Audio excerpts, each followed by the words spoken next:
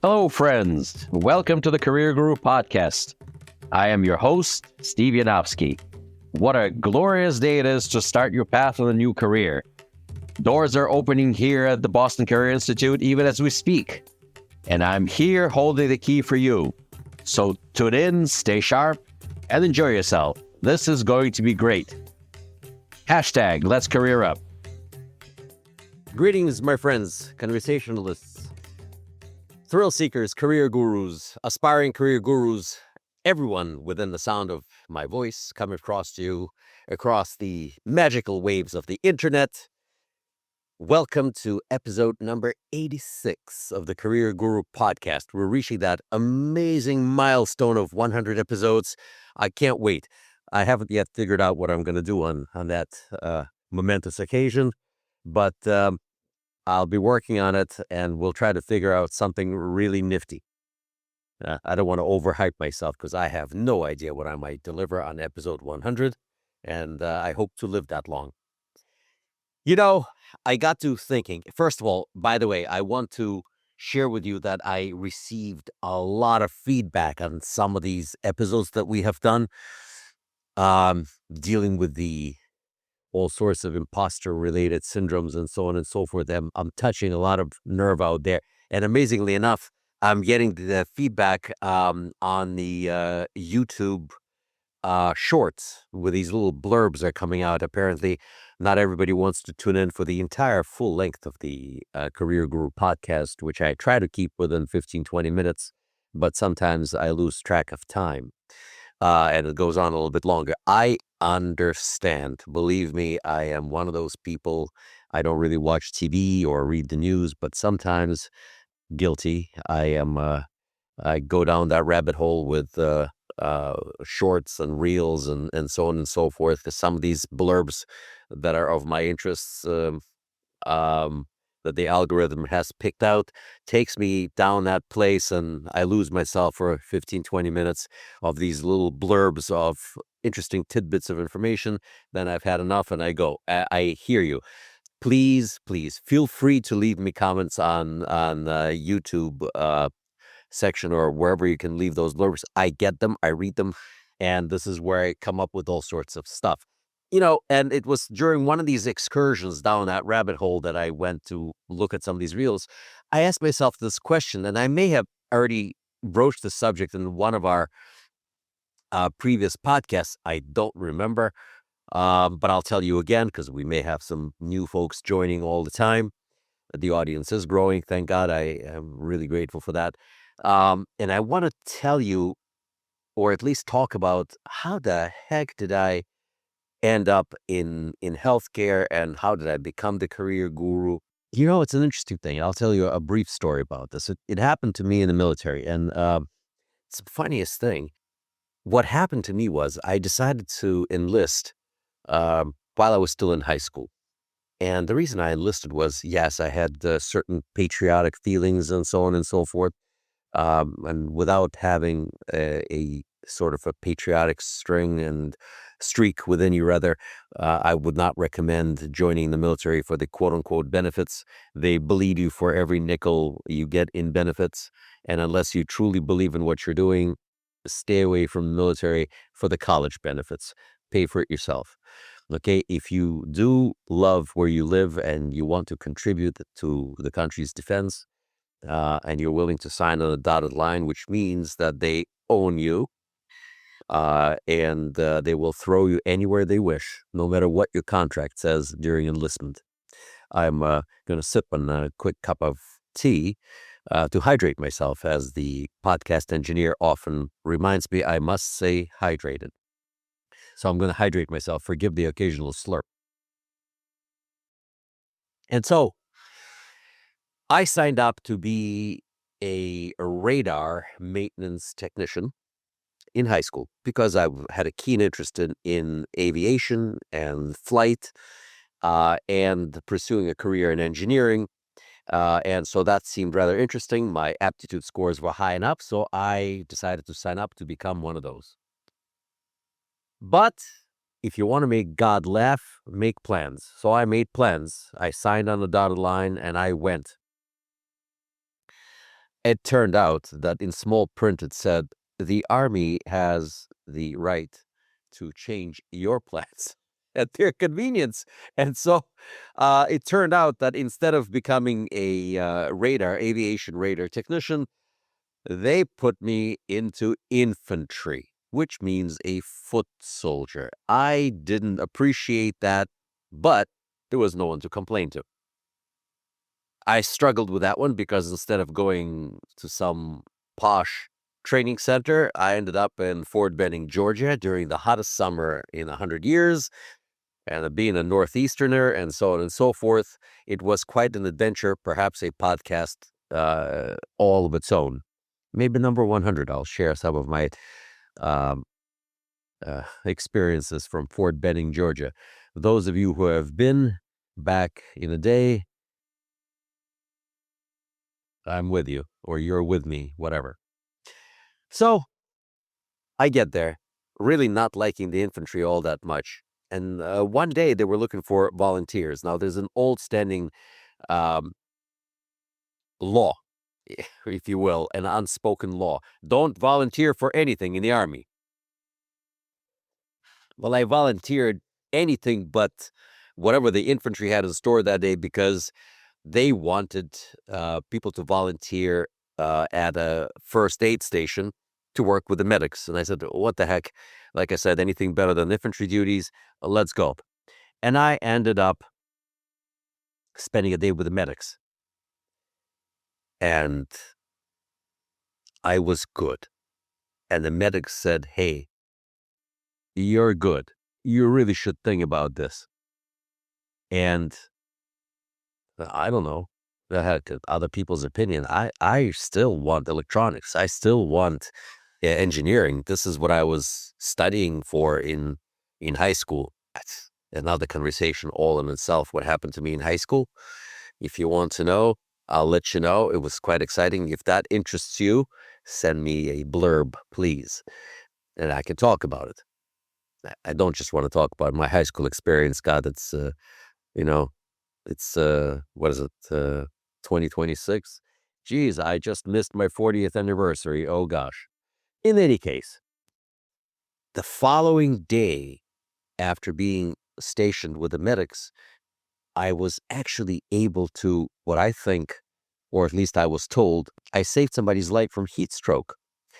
And it was the thing that I learned the previous day at the aid station, and I put it to use, and I was sold on the idea. And then the other people confirmed my natural tendencies to understanding, say, whether it's electronics or the human body, whatever the case may be. It's an amazing thing that human beings tend to design or redesign technology based on human physiology. We can't get away from our personal creation. So somehow I gravitated towards healthcare, and it was other people's opinion that drove me to it, and my own desire for personal gratification, if you will, for doing good. Not sure which played the biggest part. So before we go on, and I pondered about all of these things, I had a question. So before you embarked on your current career or etc., I had a question. If no one was ever going to find out, if you or other people, no other around, no LinkedIn, no social media, no promotion announcements, no one clapping for you, would you still be chasing the career you are chasing and pursuing now? We are here by some form of um, acknowledgement from other people. Like, people said that I was good, and I thought to myself, am I really good? If other people say I'm good, I must be good. So I should go this way. Now, these were my formative years, but it does Doesn't really matter what, when, and how. You did it. It was done. So if you sit with this question, is it somebody else or is it you?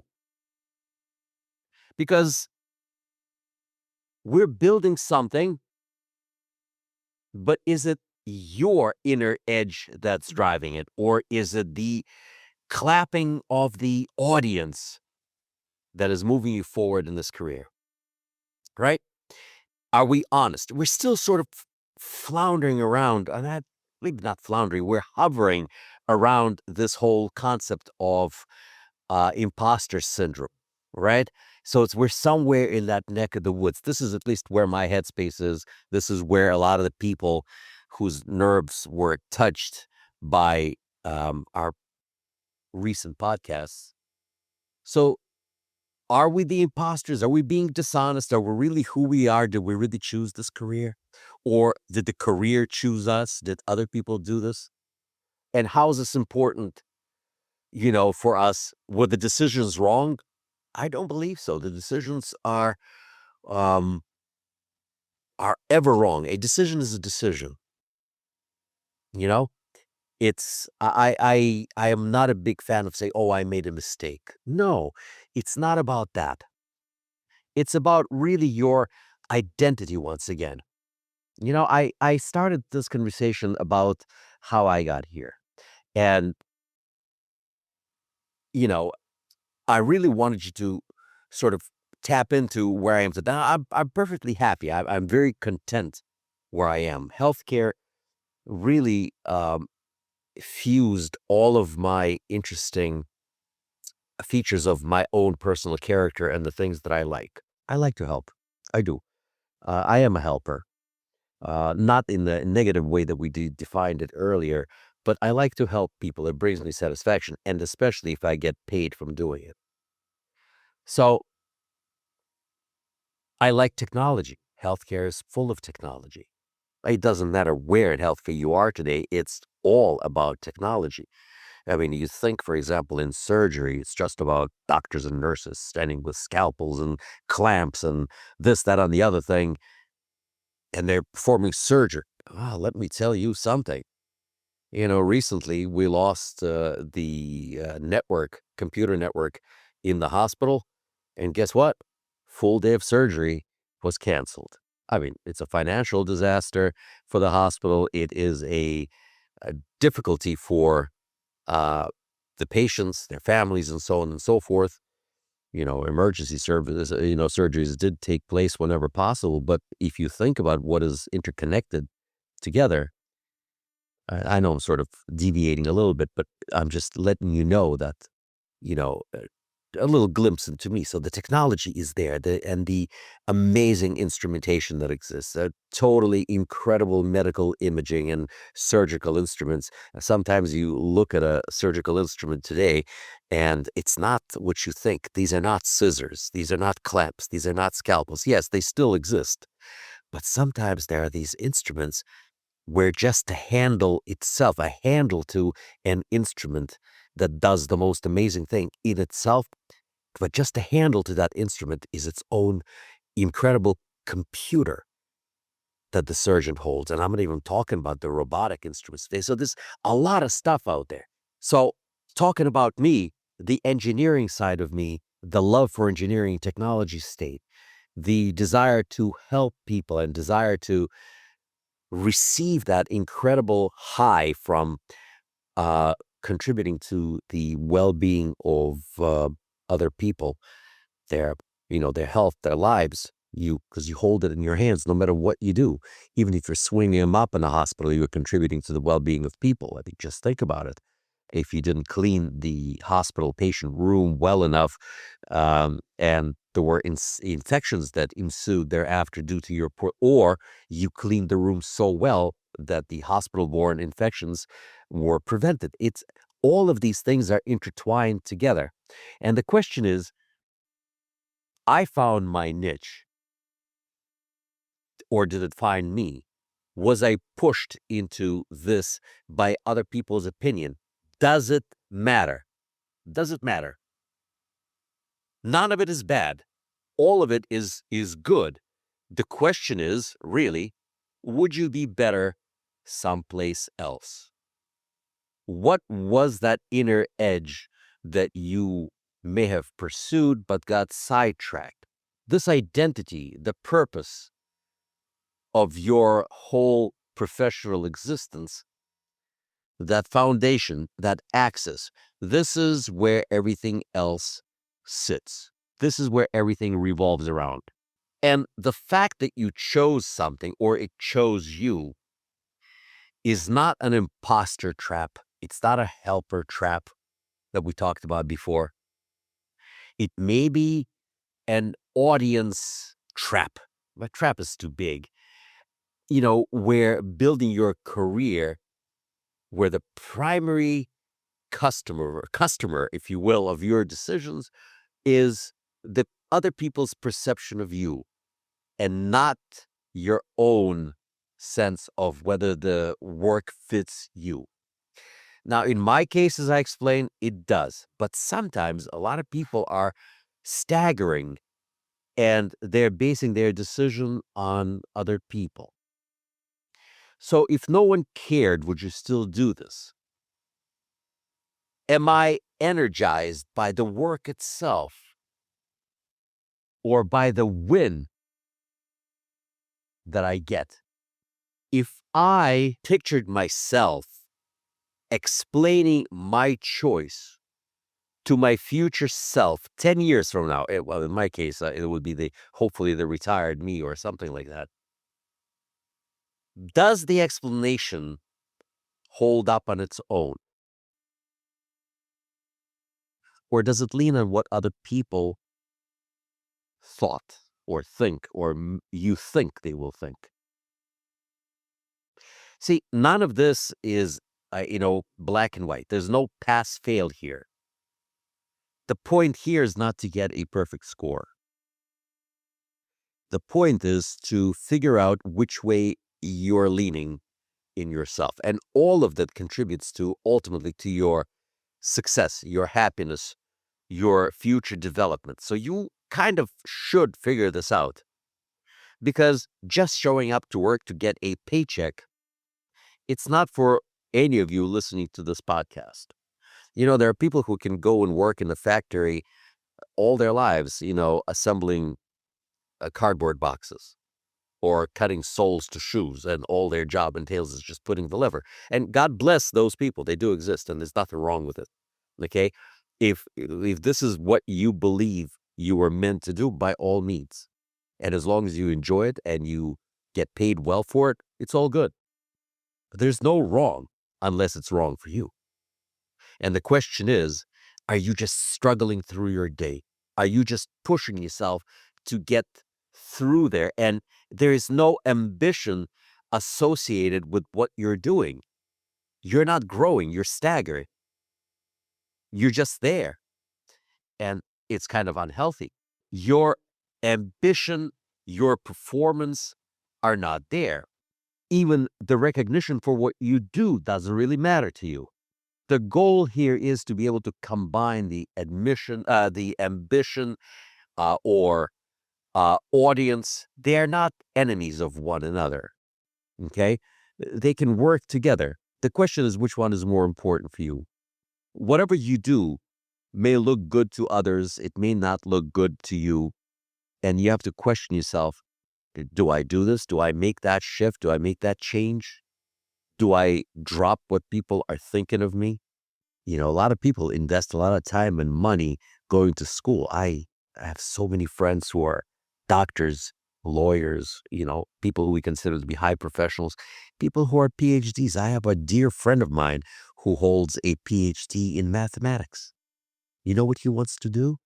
He wants to be a dog groomer. Loves dogs, loves interacting with people who love dogs, wants to groom dogs. But he went to school for God knows how many years.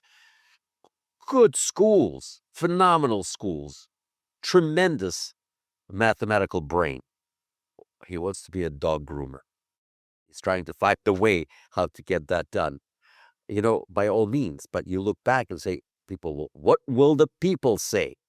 What will the neighbors say? And you can't walk away from the, how could me, what am I going to do? Oh, hang my PhD diploma on the wall of my mobile dog grooming truck? This is a real story. So how do people make that determination? Figuring things out is important. Sometimes you have to look back and see your last 5 major decisions in your career. A job change, a project, a certification, a promotion push.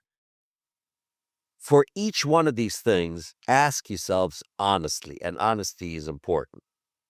Was this chosen or was this just performed? Now, we're not trying to feel guilty here or look at ourselves through some kind of one of those self-abusive prisms that we as people engage in. That's the yucky. We're just trying to find a pattern. Here's a practical challenge for us until the next time we discuss this. Pick one upcoming decisions, even a small one, and make it purely on the private version of yourself. Exclude all others. Don't announce it. Don't optimize it for how it reads. Just make the choice you'd make if no one was going to know. And notice how that feels compared to your usual process.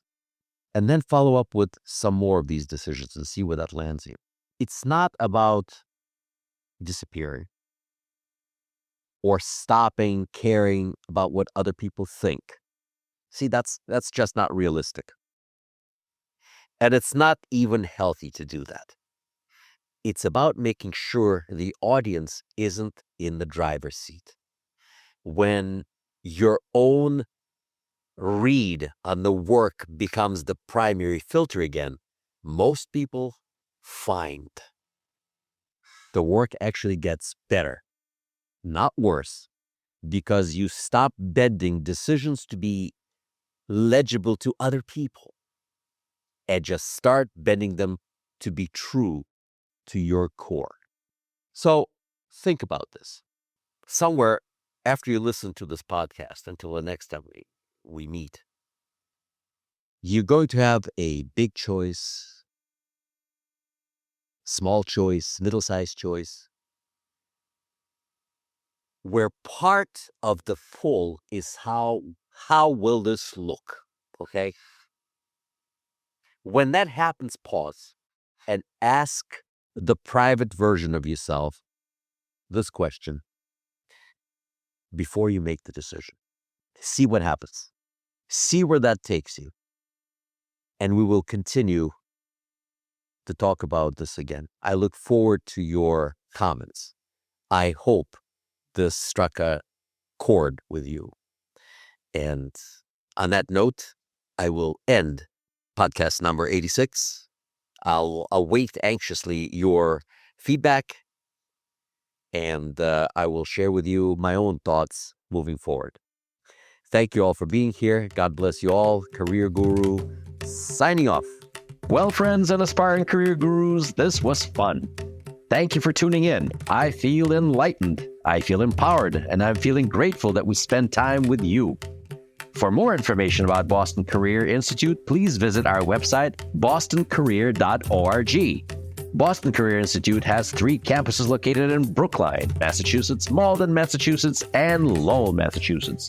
Call our toll-free number, 888-383-6058.